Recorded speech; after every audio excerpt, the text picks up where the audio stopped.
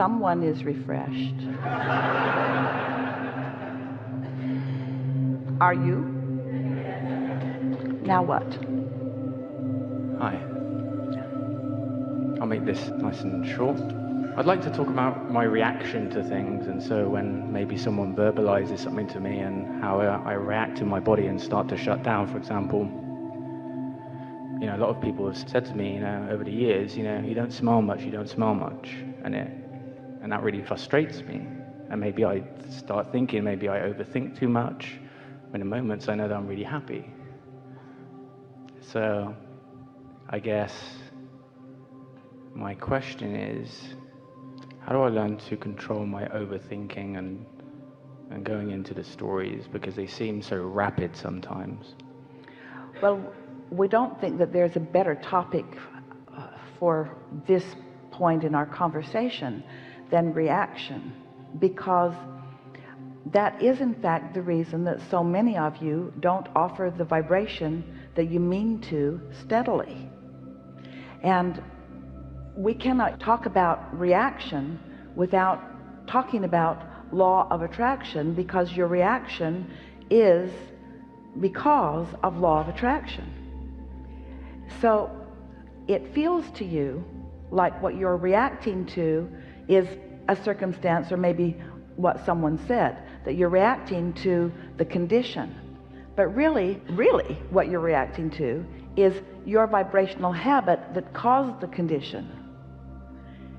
And so what we would like you to do is to learn to react to the vibration before it's a condition.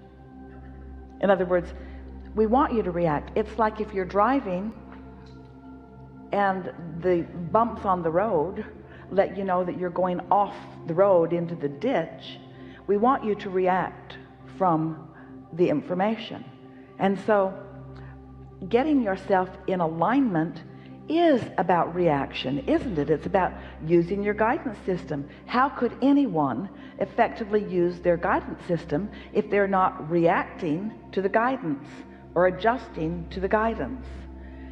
So when you talk about reacting, if you are talking about reacting to a comment or reacting to a situation, we want to say it's natural that you would, it's just a little too late.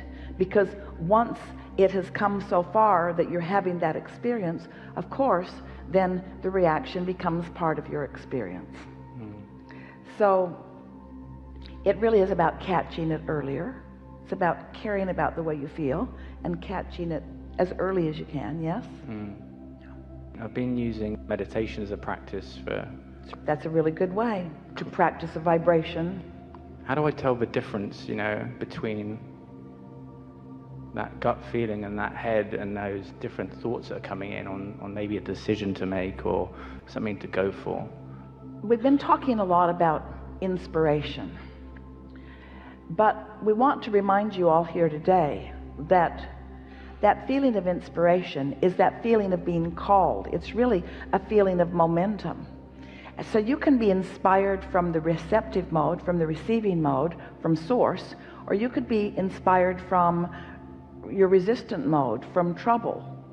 In other words, sometimes if someone is behaving in a way that causes a reaction to you, you feel like responding in the way you do. And so you are inspired, you might say.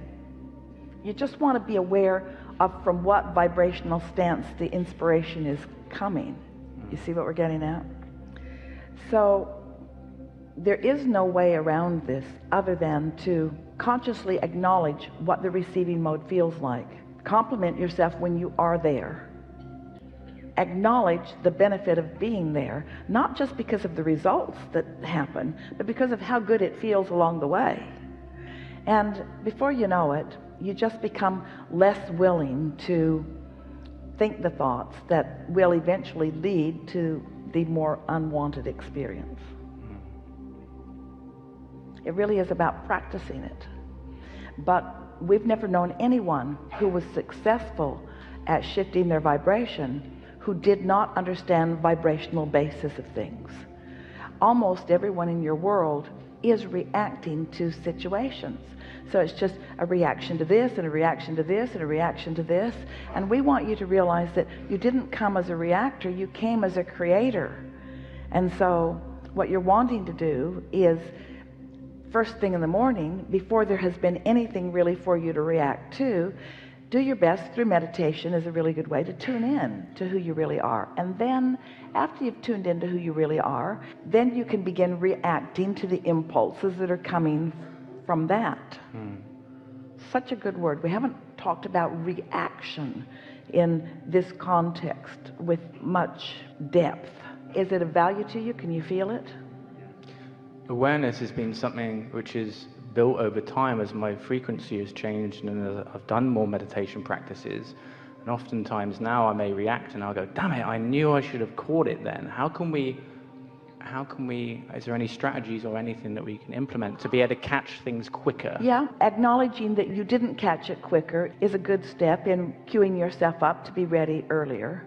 But we want to insert another word into this conversation so that you can look at this in a different way.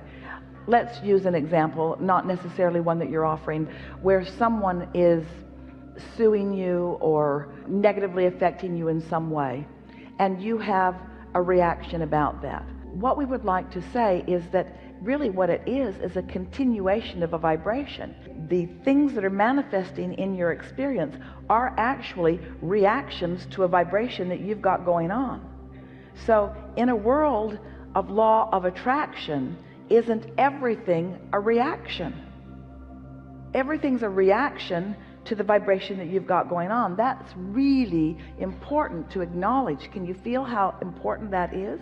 So in this continuum of reactions, you just got to decide, to what do you want to react? And what vibration do you want to practice to which you know the universe will respond or react? And so someone sort of has to break the evil cycle. We're being playful with that word, because otherwise it's just a chain of pain.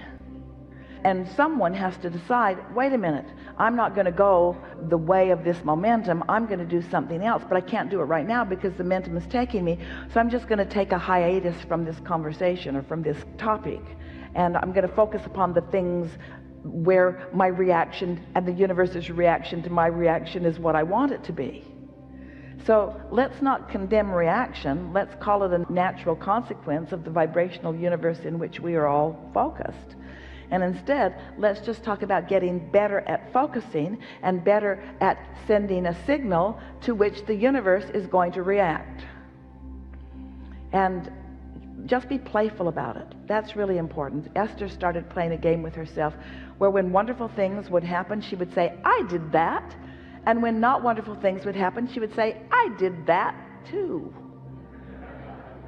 Because there's something so empowering about accepting that you are doing it all and the universe is reacting to you. Now it's fair to say, yeah, but I reacted to something else before I was offering a vibration that the universe was reacting to. And we say, doesn't matter. Doesn't matter. So your questions are so important, because you're saying, so how can I stop being that reactor? How can I change the vibration? We say, you just got to practice. And what's at the root of that is really caring how you feel. Finally, once and for all, not being willing to put up with negative emotions, even if they're not that strong.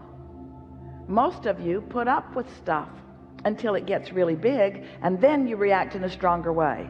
In other words, I'm just not going to put up with that anymore. Well, you could have had softer, subtler reactions all the way along that would have been less impactful for your experience. But it's all good, isn't it? Really? Isn't it all good? Isn't it all part of the process? Don't you kind of like figuring things out as you go? And so maybe the strongest thing that we'd like to say to you is, if you can resist the temptation to beat up on yourself about things and just say, well, this is good, or I needed that, or that was good clarification for me, or I'm glad that happened because now I understand this, or now I've put more into my vortex, or. In other words, just find a way of making peace with yourself. Do everything you can to make yourself feel better about yourself. Is that the same when fear arises and it takes over? Doesn't matter what it is. Fear is just a stronger momentum. Fear as opposed to frustration, or fear as opposed to even overwhelmment. Fear is an indicator of a stronger discord, which could mean some different things. It usually means this really matters to you and you're in opposition to it.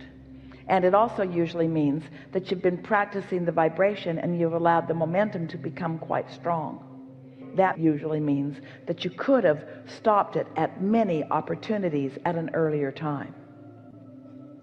But there's a lot of justifying that almost everyone does about why you didn't.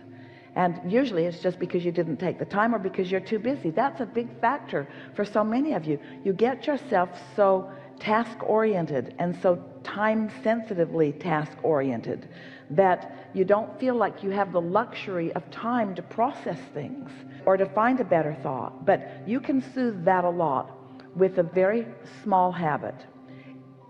And that is, if we were standing in your physical shoes, the first thing in the morning, we would decide before we sleep even, that in the morning we're going to get this day off in a more deliberate vibrational pattern. And we would wake up, drink and eat something, brush your teeth and wash your face and get yourself feeling comfortable. And then we would sit and quiet our mind for 15 minutes until any resistant vibration is no longer pressing. And then we would set forth gentle intentions about how we want to feel for this day. Esther will write things. We encouraged her some months ago to just pick one emotion that you really enjoy and focus on it for maybe as much as 5 minutes after you've meditated. And so Esther started out with the word fun. Fun. Just focused on fun and just really said the word fun until the feeling of fun sort of began coming over her. And what she began to notice is that after a day or two or three of spending about 5 minutes just focused upon the idea of fun, fun things would occur to her, and she started scheduling more fun things to do for herself or for herself with others, just more fun things. And then once she had found the fun of that, then the word that she chose was clarity. I like the feeling of clarity. And in order to really amplify how nice the feeling of clarity is, she put it up against the feeling of confusion. And she played that game, confused or clear-minded. And there was something about that feeling of confusion. And then just to make sure that she was focusing it the way she meant to, she thought about that foggy feeling or that unfocused feeling where, what did I do with my keys, or where is my phone, or what have I done with something? And then she thought, clarity. I know where my keys are. I know where I've put them. I know where my phone is. And then after a while it went further, that feeling of being in the right place at the right time, and the timing of saying something just right, and the meeting of other people who were there, and the parlaying of the idea up and up and up and up and up, till that feeling of clarity became sort of an intoxicating addiction, one that she almost was not willing to leave her room until she was sure that she had accomplished the feeling of clarity. And even though oftentimes she left her bedroom where she had been meditating and doing her processes before she had accomplished the feeling of clarity, because the feeling of clarity is a reaction to some things, isn't it? But just playing that game, she started noticing how clear she was, how easy the day unfolded, how good her timing was, how many things rendezvoused with her, and she knew that this process was working for her, you see. Jerry and Esther have a friend who is a therapist. She has lots of credentials, and she counseled, or at that time was counseling, quite a few people. And we were talking about the idea of scripting, which is like telling the story the way you want it to be, putting the components in it the way you like it. I did this and it felt like this, and then I did this and it felt like this. So this woman had some people who she was assisting, one of them her son, who is a really good carpenter. He makes finished furniture. He was the best around, but he didn't have any business. And so she just began focusing on him and thinking about his success, because it was pleasurable to do, much more pleasurable than reacting to his reality.